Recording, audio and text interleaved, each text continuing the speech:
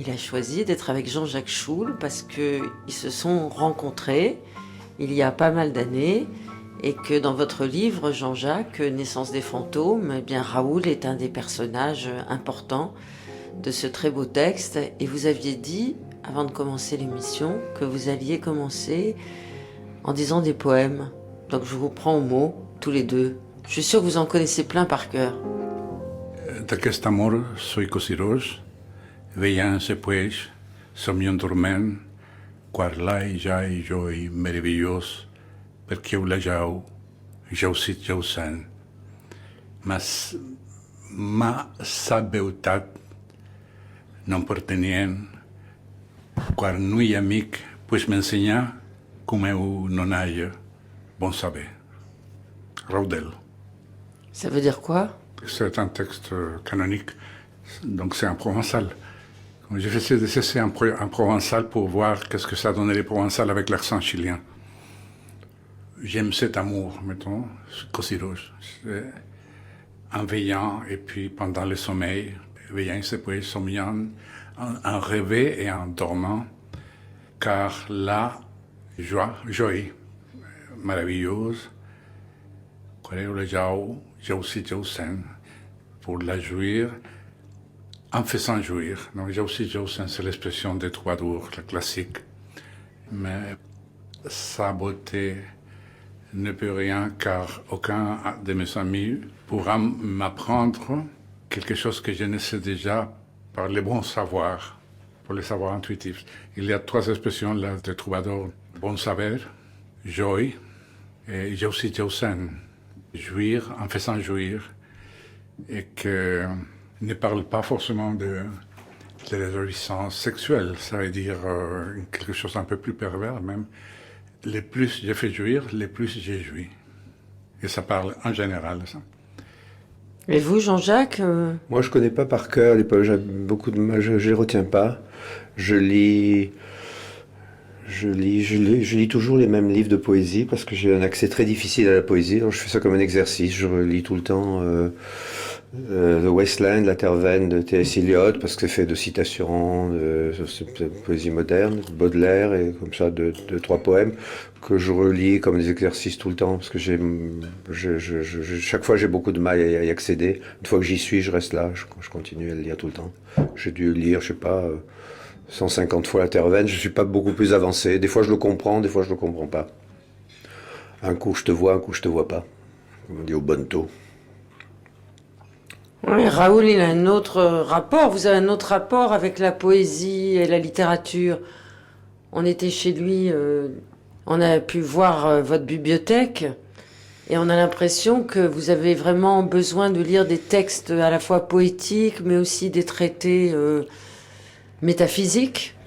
Non, des textes de vieux livres. Moi, je suis. Ben oui, comme moi, chaque fois que j'ai rencontré Raoul, les quelques fois où j'ai rencontré Raoul, il a toujours 2 livres d'ailleurs dans ses poches. Alors une fois, et il y a toujours, m'avait-il dit, toujours plus ou moins un rapport. Alors un jour, on s'est vu au Café de la République, et il avait une étude sur Proust, et puis un livre sur la franc-maçonnerie, je crois. Et donc les deux, c'était deux livres qu'il avait. Une autre fois, c'était sur les fantômes, justement, qui ont donné lieu au conte de la lune vague après la pluie de Mizoguchi. Tu avais ça, l'histoire de fantômes japonais. Et puis un autre qui avait été en rapport, mais jamais tout à fait immédiat et direct, de façon toujours un petit peu latérale. Latérale, donc baroque. Qui dit latéral. Pas si latéral que ça. Parce qu'à ce moment-là, je suis en train de voir, je veux dire, enfin, de feuilleter, et je lis 3 chapitres hier, de Nicolas Boulanger, les traités sur les origines du despotisme, du despote oriental. Ça parle, le thème est pourquoi, en Orient, il y a ce rapport au despotisme, à la dictature, que l'Occident l'a d'une autre manière, qu'en Occident on le vit d'une manière, enfin, on est révolté contre, tandis qu'en Orient ça semble normal. C'est la thèse de Boulanger, donc 18e siècle. Ouais. Et d'un coup, ça parle beaucoup de la Libye. En tout cas, ça parle de tout ce qui se passe en ce moment. Ah oui. Ça commence. Ouais. Il évacue tous les thèses classiques. Il a sa thèse à lui, qui est Je crois que c'est très bizarre. C'est le culte des ancêtres, c'est la faute au culte des ancêtres qui fait on dépend des fantômes, voilà, démons. Est-ce que tu as lu, parce que je t'avais vu avec ce livre sur les fantômes qui s'appelait, je crois, Histoire de. Est-ce que tu as lu un livre de Lafcadio Hearns qui s'appelle Histoire de fantômes japonais? C'est un recueil, il est australien ou anglais de langue anglaise, et il est allé vivre au Japon, il a été passionné par tout ça. C'était curieux quand j'écrivais ce petit livre. J'ai bien écouté, non? Lafcadio, comme le personnage d'André Gide, donc le personnage nihiliste d'André Gide, et Hearns, c'est un Hearns. Et Gide, alors je me suis dit, je me parle un peu, comme c'était très curieux, parce que c'est Alain Jouffroy qui m'a conseillé de lire ça. Je lui ai dit, je voudrais lire un livre de fantômes, je ne vais pas tous les aborder. Il m'a conseillé le livre de Lafcadio Hearns, qui est très très bien. Il y a une cinquantaine d'histoires. Et puis j'ai vu ce nom Lafcadio, et c'était très vraiment comme un hasard, objet bizarre, objectif. Je croyais qu'il était argentin, mais pas du tout. C'est un mélange des Grecs, je crois. Non, australien ou néo-zélandais. Non, c'est très compliqué. Bon. Oui, Voilà. Oui, c'est ça. Lafcadio Hearns, oui. Bon, alors, faut dire que nous sommes. Je connais les traités, pour finir, avec les fantômes japonais. Oui, japonais. Je connais un traité des fantômes japonais catholiques. Ah, ça, c'est vraiment oblique, comme dirait Jean-Jacques Schul. Akutagawa, sur des fantômes et autres, surtout des ressuscités, des miraculés, dans des histoires extraordinaires, mais des catholiques. Les fantômes japonais, c'est des esprits, c'est plus que des fantômes. Il n'y a pas tout ce folklore du fantôme occidental. Ils n'ont pas des grands draps, non? Non, ils n'ont rien, c'est plutôt l'esprit de quelqu'un. Et d'ailleurs, c'est des fantômes souvent de gens qui sont encore vivants. C'est beaucoup plus quotidien et intéressant. Et ils vivent dans la proximité de ça, comme je suppose, davantage dans la proximité de la mort que nous. Et donc, c'est très intéressant, le fantôme japonais, alors qu'ici, c'est un peu d'un comique, une clownerie. Alors, il faut dire à nos auditeurs que nous sommes dans un bar, dans un hôtel, le soir, que c'est l'heure de l'apéritif, et que Jean-Jacques, vous êtes venu avec un extrait de votre dernier livre, Naissance des fantômes. Et je voulais savoir quand vous êtes rencontrés pour la première fois tous les deux. Parce que vous vous tutoyez, donc vous vous connaissez depuis longtemps. Écoutez, j'aime beaucoup les citations. Barbette Schroeder. J'aime beaucoup les citations, et même si c'est une citation de moi, je vais quand même vous dire par l'intermédiaire d'une citation comment j'ai rencontré Raoul. Voilà, parce que ça, c'est raconté dans le dernier livre de Jean-Jacques, Naissance des fantômes, qui ne sont pas japonais, mais qui sont cinématographiques, on y reviendra tout à l'heure. J'ai connu Raoul Ruiz en 1975 ou 76. Raoul, tu m'interrompras si je me trompe. J'ai connu Raoul Ruiz en 1975 ou 76. C'était un déjeuner chez Barbet Schroeder, avenue Pierre Ier de Serbie. Il revenait du Chili, où après le massacre du palais de la Moneda et la mort d'Allende, dont il avait été le tout jeune conseiller en audiovisuel, il avait gagné les maquis. Or, au beau milieu du repas, il m'avait tranquillement affirmé, d'un ton très matter of factly, que dans ses maquis de la guérilla, il avait lu un livre que je venais de publier, qui s'appelait Rose Poussière. À peine un livre, un bric-à-brac rafistolé, qui avait dû trouver 200 acquéreurs à tout casser, une version de mai 68, de la Révolution, influencée par mes soirées à l'Alcazar, au carrousel de la rue Vavin et par les films de Marlène Dietrich. Si, je vous assure, c'est vrai. Et moi, je regardais ce visage bonhomme de clown triste derrière sa moustache, et je lui avais dit poliment « Merci, je suis très flatté ». Mais déjà là, je me le demande encore, s'il se moquait pas un peu de moi par hasard, etc., etc. Ben voilà, Raoul peut répondre. Est-ce que vous êtes moqué de Jean-Jacques la première fois? Tout d'abord, je ne me moque pas des gens. C'est vrai. Je me moque de moi-même tout d'abord, et je ne me moque jamais des gens. Par contre, j'ai tendance à la fabulation. Comme quoi, peut-être, tout ça, c'est effectivement comme ça. Je ne me rappelle pas très bien. Par contre, je me rappelle ce que tu as dit. Tu as dit du mal de quelque chose que moi, en principe, j'aimais, de Brunello di Montalcino, un vin italien. Oui, je connais ça. Tu t'es assis et la première chose que tu as dit, c'est le Brunello de Montalcino, ça vaut pas grand-chose. J'ai dit ça. Oui. Parce qu'il faut dire que je fais ce petit retour en arrière quand on s'est connus, parce qu'il faut dire que le point de départ de ce petit livre, Entrée des fantômes, c'est une phrase de Raoul dont je me demande encore aujourd'hui, comme pour Rose Poussière, si c'est pas moqué de moi. C'est pour ça que je remonte en arrière pour me dire que c'est peut-être un coutumier du fait. C'est un fabulateur, oui, c'est ça. Et donc le point de départ, le déclic, et ce pourquoi finalement j'ai vu ce déclic et j'ai écrit ce livre, c'est parce que je me suis interrogé sur une phrase à la fois banale et très étrange que Raoul Ruiz m'a dit. Je suppose que tu t'en souviens, peut-être c'était chez Davé, le restaurateur. Et donc, c'était ça. Et je me permets encore une fois de me citer, de dire comment le point de départ de ce livre. Tu m'interrompras si je me trompe et si je fabule moi-même.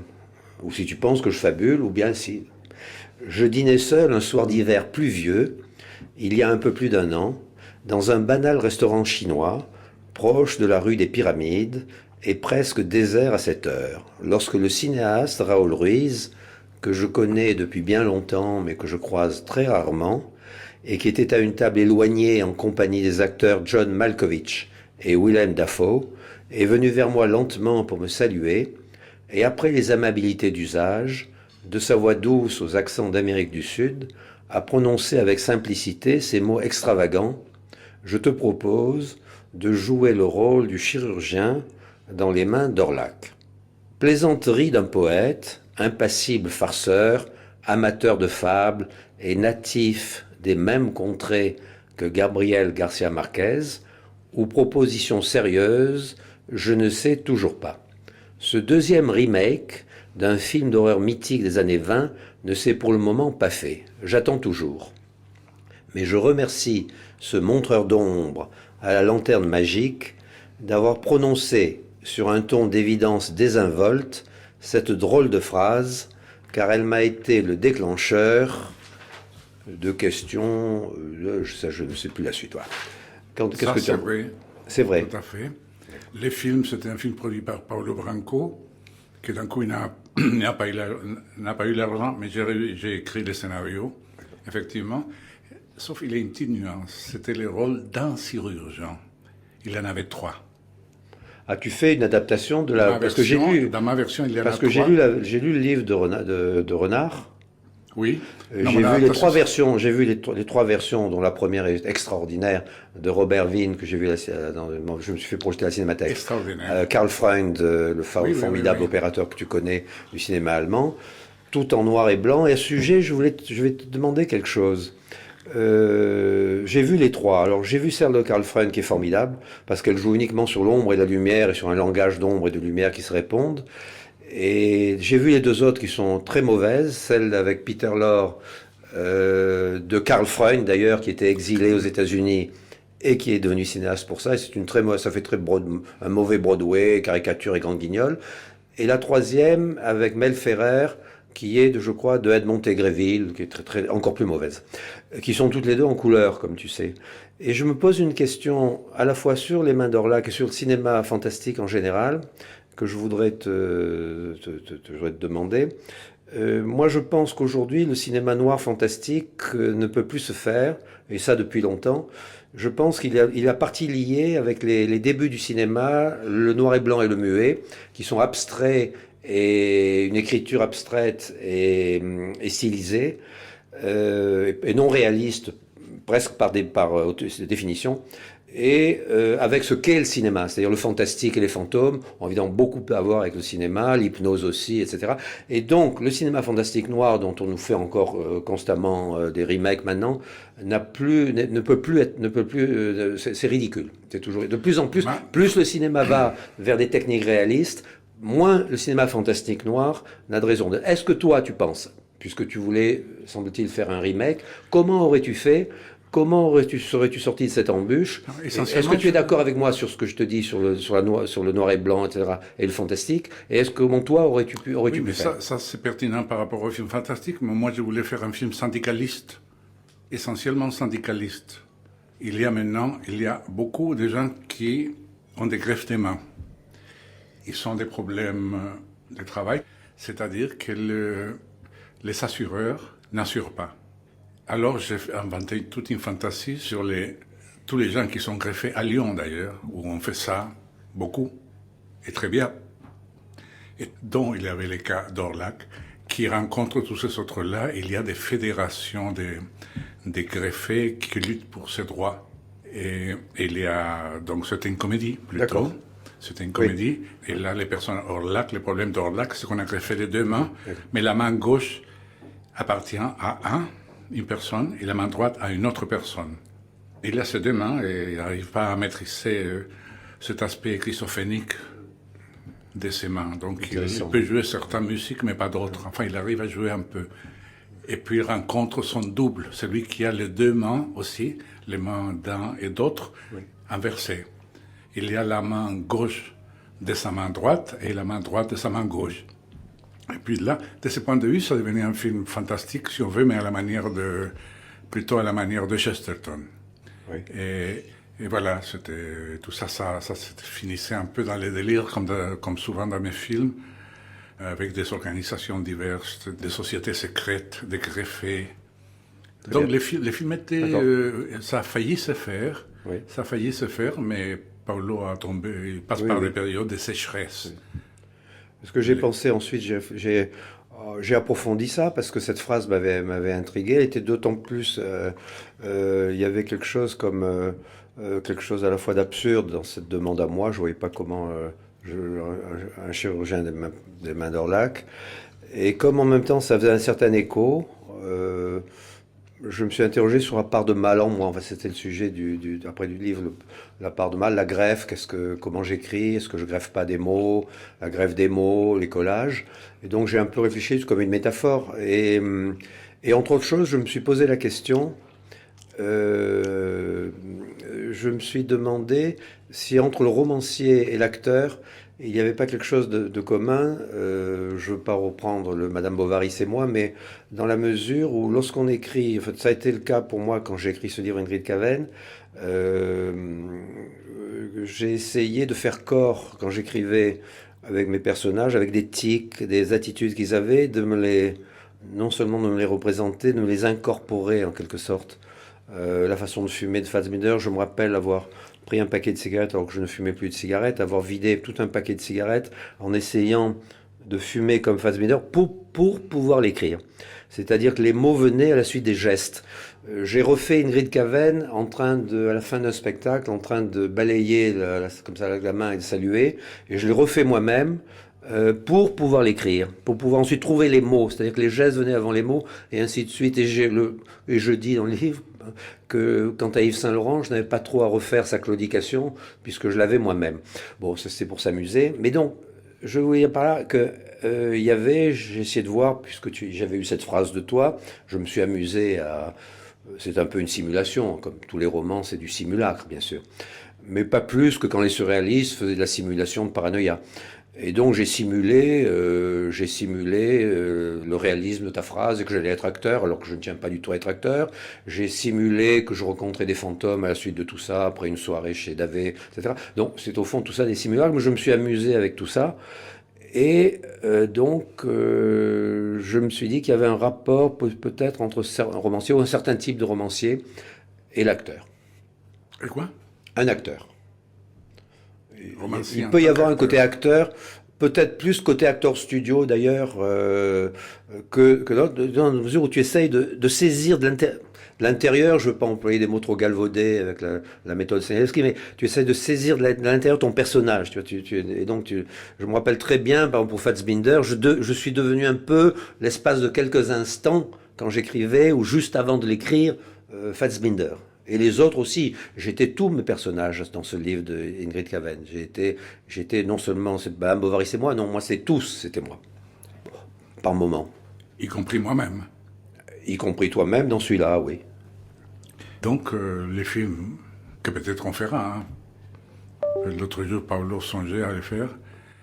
Alors j'attends toujours. Tu peux attendre toujours. Bon. Tu peux attendre. Sauf, ça sera un salaire très modeste. Un tarif modeste. Salaire très modeste. Un salaire modeste. Oui. Oui, on verra. Comme tous nos salaires Oui. au cinéma.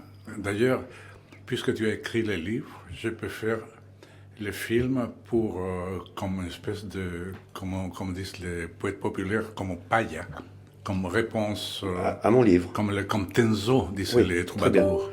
Oui, oui. Pour faire une tendance. Ça laisse Jean-Jacques Schul dans un état de perplexité. Il se dit, Oui, ça parce y est, que- j'ai oui, réussi parce à que- échapper Ah non, j'ai renoncé. Oui, parce au que- rôle de comédien. Oui, parce que je veux échapper. Et maintenant, je vais devoir Oui. accepter. Oui, parce que je me dis aussi que un écrivain doit échapper l'écrivain doit être, comme disait ce cher Marcel Proust, l'écrivain, les livres, les bons livres, moi, ne sont pas le résultat de la lumière et des conversations et du silence et de l'ombre. Et donc, selon moi, l'écrivain doit rester au plus possible dans l'ombre, comme les vampires, d'ailleurs, quand on dit entre espion double, agent double, espion, vampire qui reste dans l'ombre, observe les choses, reste dans l'ombre et surtout pas surtout pas trop dans la lumière, donc pas dans les flashs. Qu'est-ce qu'il y a eu comme écrivain, je veux pas du tout me comparer, qu'est-ce qu'il y a eu comme écrivains qui ont été acteurs? Il y a eu Jean Cocteau dans Le Baron Fantôme, dans son propre livre, dans son propre film Le Testament d'Orphée, il est d'ailleurs très bon, à la fois gauche, maladroit, mais formidable. Il y a eu Antonin Artaud, bien sûr, chez Dreyer. Et puis qui encore, Raoul? Des bons, il n'y en a pas beaucoup. Hein. Et tu vois, Artaud, Cocteau, c'est pas rien. Artaud, c'est pas rien. Cocteau non plus. C'est deux cas, quoi. Et c'est les deux cas. Et puis il y aura moi, alors, quand tu vas faire ton film, ce sera le troisième. Mais puisque Jean-Jacques vient d'évoquer la figure de Proust, comment est né le projet d'adapter Proust et d'en faire Le Temps retrouvé, Raoul? Écoute, j'ai peur de faire une boutade, mais c'est vrai. Une C'était commande. parce que ça coûtait moins cher que les travailleurs de la mer que je voulais faire en priorité. Il a dit, Paolo, qui est toujours en train d'épargner de l'argent, Paolo Branco, a dit, ouf, travailleurs de la mer, il faut faire un bateau, tout ça, un petit peu peut faire quelque chose de moins cher. Je lui ai dit, bon, Proust, c'est pas très cher, il faut quelques palais, des gens habillés, des gens en costume. Il a dit, oui, ben, ça, c'est bien. Et ça s'est passé comme ça. Cela dit, les travailleurs de la mer, ça vient de loin. C'est un projet que j'avais au Chili, déjà, dans les années 60. Et Proust, c'est un projet qui est venu peu à peu à cause des textes théoriques, surtout sur Proust et le cinéma, sur l'idée que Proust est plus facile à faire dans le cinéma que dans l'écriture, c'est-à-dire ces démarches, cette manière de faire couler le temps. Et l'ambiguïté présent-passé est plus forte dans le cinéma que dans l'écriture. Et donc c'est comme ça des spéculations théoriques, et je voulais faire le temps retrouvé, point. Mais il n'y a pas de point, puisque Proust, une partie, c'est la totalité. Il est, comme on dit aujourd'hui, holistique. Et donc, disons que ça me permettait de faire mon cinéma, disons ça comme ça, et en ayant l'alibi Proust. Mais tout de manière sérieuse, dans le sens que Proust, pour moi, c'est plus que l'écrivain.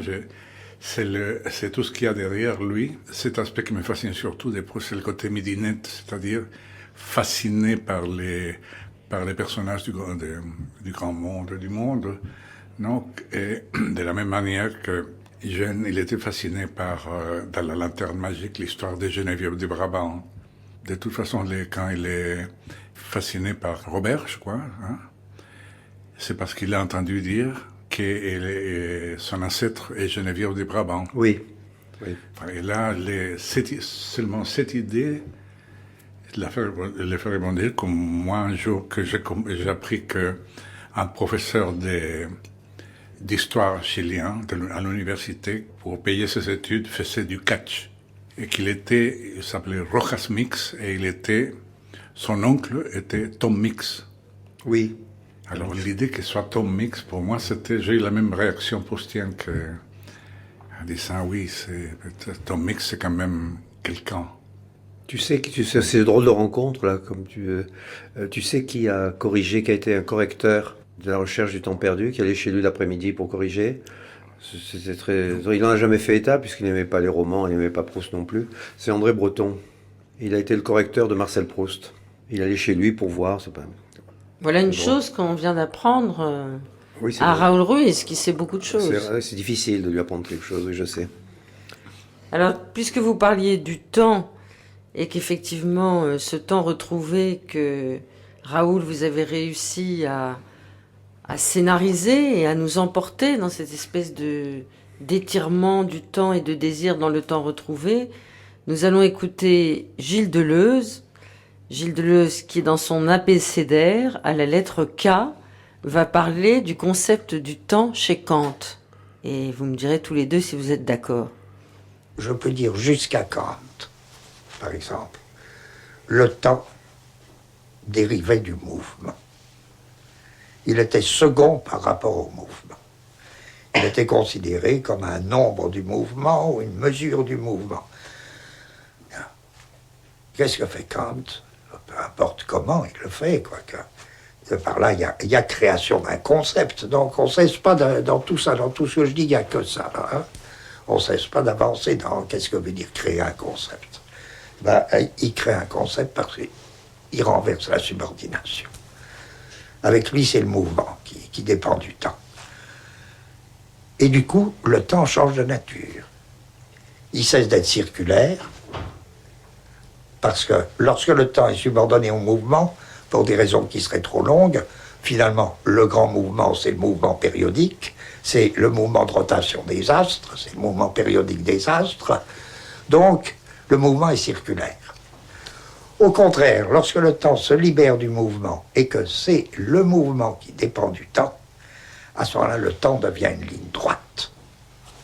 Et je pense toujours au mot de Borges, parce que, quoique il ait peu de choses à voir avec Kant, lorsque Borges dit « un labyrinthe plus terrible que tout labyrinthe circulaire, un labyrinthe en ligne droite ». Ça, c'est une merveille, mais c'est Kant. Borges dit autre chose de très fascinant. Il dit on voit toujours le temps comme allant vers l'avant. Comment peut-on savoir que le temps n'irait pas en arrière? Comme le voulait Newton. Mais Borges disait tout, hein, toutes sortes de choses. Ça dépendait de qui était l'interlocuteur, imaginaire ou réel.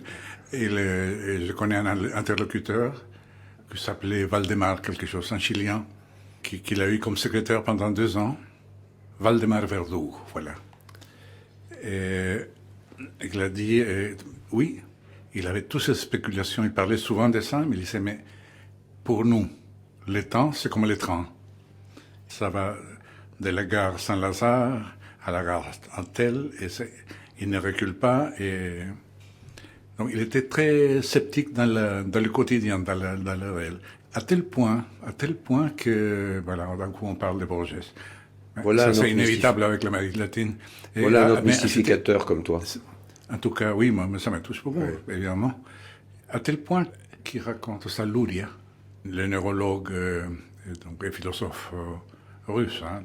Il dit qu'il a envoyé le cas qui est très connu, parce qu'on a fait même des pièces de théâtre, de quelqu'un qui avait la hypermémoire, et que c'était comme le personnage de Funes el Memorioso de Borges, celui qui se rappelait de tout. Et il a envoyé tous les textes, et que Borges n'a jamais répondu, et on dit qu'il n'était pas content. Il détestait l'idée que la réalité puisse copier ses fictions. Et par exemple, plusieurs théories du temps qu'il a évoquées dans ces textes sont maintenant considérées comme une possibilité, comme les théories des mondes parallèles, enfin la multiplicité des mondes, l'infinité des mondes.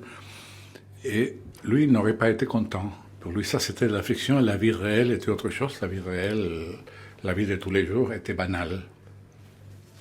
Borges dépendait beaucoup de qui était à côté de lui. Il aimait beaucoup plaire, je crois. Je ne l'ai pas connu, hein. Et plusieurs personnes m'ont dit il change selon la personne qui est en face. De 2 manières. Il veut lui faire plaisir et en même temps, il veut l'attaquer. Il taquine. Donc, quand ça ne marche pas, il se fâche.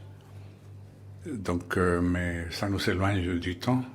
Bah, pas tellement, parce que moi, je voulais savoir comment vous aviez décidé de prendre un moment de la recherche et quelles ont été vos lignes d'orientation. Est-ce que c'était délibérément immobiliser le temps dans la recherche du temps perdu, pour essayer d'en découper un segment?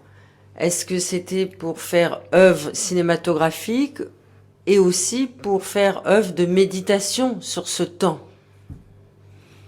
Oui, comment dire, un des textes qui m'a beaucoup éclairé, des textes théoriques, appartenait à Jacques Bourgeois. Ça a été édité dans le numéro 6 de la revue Cinéma, donc 1946 par là. Le texte s'appelle Proust et le cinéma. Et on me l'a signalé au Chili, justement. Et dans ce texte-là, il avait quelque chose qui m'a... Bon, il avait déjà l'idée, Proust est plus facile, enfin, mettons ça comme ça, hein, en vrac. Proust est plus facile dans le cinéma que dans la littérature, parce que le langage est trop lent. Vous voulez dire que c'est plus facile d'aller voir un film adapté de Proust que de lire Proust lui-même? Non, il fait un catalogue de ce qui est plus facile. Hein. Non, Bourgeois, c'était quelqu'un de quand même sérieux. Un catalogue, c'est par exemple, il prend la description de la duchesse... De Guermantes? La duchesse de Guermantes, dans sa baignoire, c'est bien ça.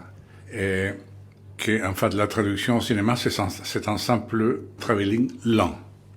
C'est pas si simple que ça. On sait très bien que Proust, en décrivant ça, décrit beaucoup d'autres choses. Il y a la prolifération de tous les échos que provoque le langage écrit. Mais ce qui est vrai, c'est que la chose même, au cinéma, est facile. En même temps, la comparaison qu'il fait entre l'église et un bateau en train de naufrager, au cinéma, ça se résout par un simple fondu enchaîné. Alors, de ce point de ça c'est les évidences. Mais ces évidences ne sont pas complètes parce que une chose c'est la description et autre chose c'est de montrer l'image. Mais c'est vrai qu'en montrant cette image et en jouant avec toutes les ambiguïtés de l'image, et là où le cinéma devient très proustien, c'est dans tout ce qu'on peut appeler les échos et les résonances, que moi j'aime beaucoup. C'est-à-dire que je fais une séquence, et puis j'ai fait une autre séquence d'où les personnages ne sont pas les mêmes, la situation n'a pas la même, ça théoriquement n'ont rien à voir, mais il fonctionne comme un miroir des durées. On n'aperçoit pas la durée exacte, 3 minutes, c'est pas cette durée-là, mais c'est la durée interne. C'est l'ensemble des signes visuels et sonores qui font les liens qui créent cette espèce de pont au-delà de la fiction, de l'histoire du film, entre deux séquences. Donc ça m'a beaucoup travaillé. Et ça, effectivement, ça on peut faire, ça c'est un effet proustien. Comme les échos, les résonances c'est autre chose. Une chose que, quand on dit ça me rappelle quelque chose, mais ça me rappelle quelque chose à l'intérieur du film. Au cours de la première émission, vous avez évoqué cette dictature du gros plan et que vous aviez réussi à échapper à cette dictature par votre amour des grands plans séquences, des longs plans séquences dans les mystères de Lisbonne. Mais au fond, cet amour des plans séquences, il a commencé déjà dans Le Temps retrouvé. Tout à fait, et avant, bien avant. Et encore bien avant. Mais là, il y a une systématisation du plan séquence. Exactement, et là, surtout, les rendre conscients pour moi, c'est qui est bon et c'est pas bon aussi. Quand on devient trop conscient de ce qu'on fait, il y a un effet d'aplatissement toujours. C'est-à-dire on perd l'émerveillement de la découverte. Mais qu'est-ce qu'un plan séquence pour vous, Raoul Ruiz? C'est un plan entre action et coupé. Le plan tend à rester lui-même comme une unité. C'est-à-dire, c'est un effet centripète et non pas centrifuge. Une image normale naît dans les plans mêmes, mais va mourir dans les plans prochains, ou un peu plus tard. Tandis que les plans séquences ont tendance à rester là comme une unité.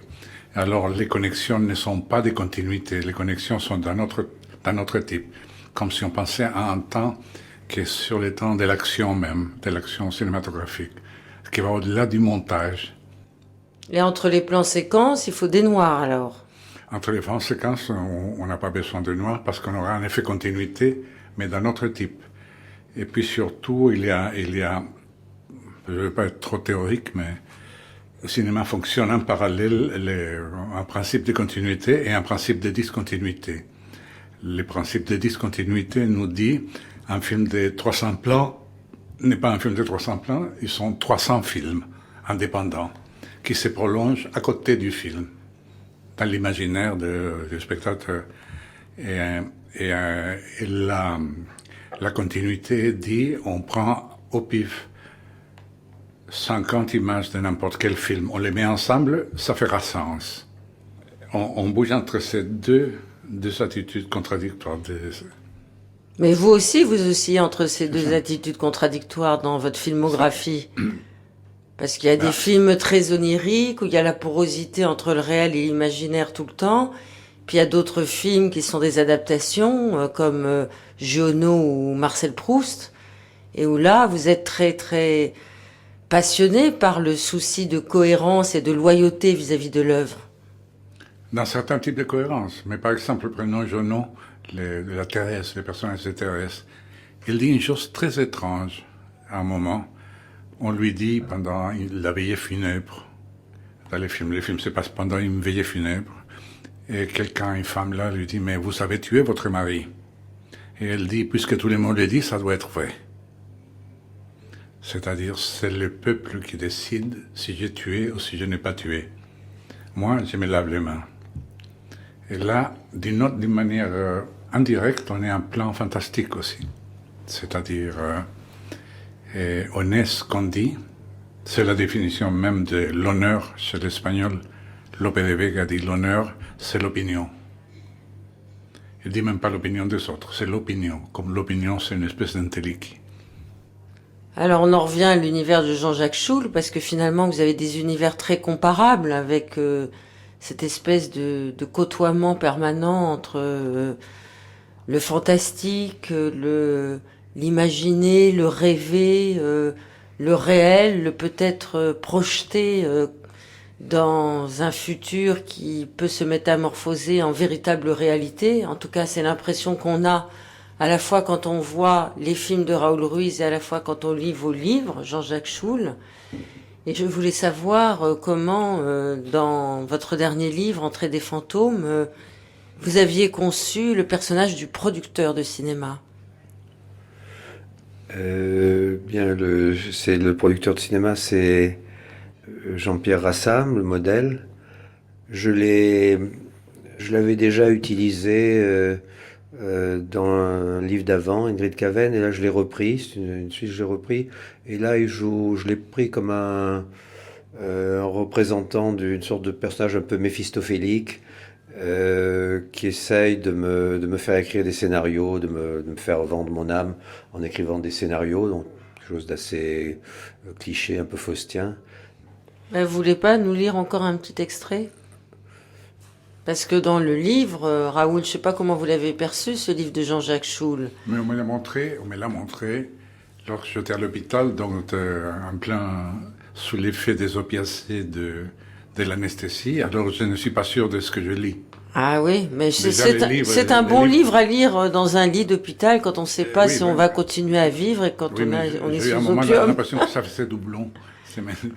Parce qu'il y a un petit côté aussi Méphisto du cinéma, avec des producteurs qui tiennent des rôles considérables et qui peuvent faire et défaire des réputations, qui peuvent faire et défaire des destins, qui peuvent rendre riches et célèbres mondialement des individus comme Jean-Jacques Schul.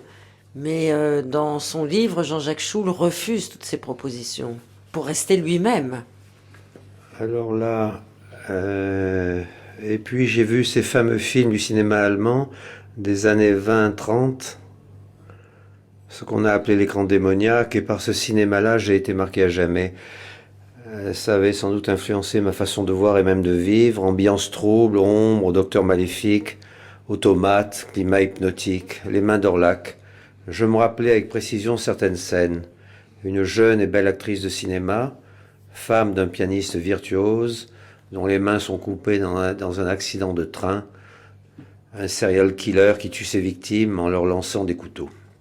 Et il y a une scène où le docteur Gogol, amoureux transi de la célèbre actrice, achète sa réplique à une sorte de musée de Madame Tussaud, la fait livrer chez lui et joue de l'orgue devant ce mannequin en cire.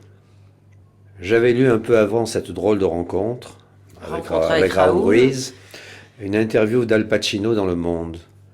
Les réalisateurs qui vous désirent, disait-il, voient en vous des choses que vous ne connaissez pas. Alors, qu'avait vu Raoul? Qu'est-ce qui, dans mon aspect, pouvait m'apparenter à cette figure inquiétante du cinéma fantastique? Voilà. Tu peux me répondre? Qu'avais-tu vu? Toi, Qu'avais-tu vu, mais Raoul? tu vois pas ce que je vois quand je te vois, parce que... Alors, je Mais dis, c'est- j'admets que quand seul, dans les nuits glacées d'hiver, je marche un peu de biais en claudiquant dans mon trop long manteau noir Yamamoto. Yamamoto quand même. Hein. Entre Yamamoto. parenthèses, jamais pu décider à me faire opérer de mon arthrose, ni à faire l'ourlet. Avec grandes lunettes noires, je peux donner le change à une famille de passants, faire illusion, mais très vite, une fois assis, sans lunettes ni manteau, je suis plutôt timide. Puis j'ai pensé que Raoul, etc. Bon, voilà. Bon, ben il va se faire ce film finalement.